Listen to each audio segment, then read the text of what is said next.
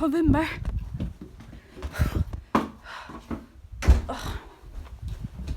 Men. Det totalt för att flippa ut för dina.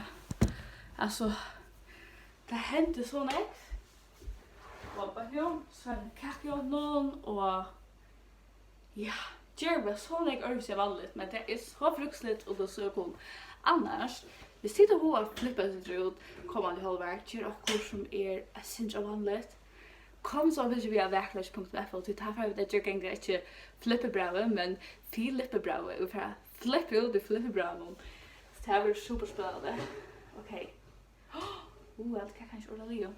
Men det är så gärna. Super läckert. Att ha en god bit där och till komma fram näckva god bit där kommer till halvverk. Nämligen månader så får jag lite versut här som till kunna läsa till versen som jag får jag gänga torsdagar.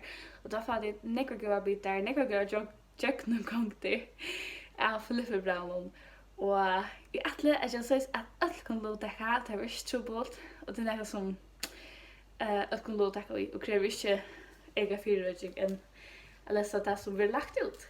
Så ja.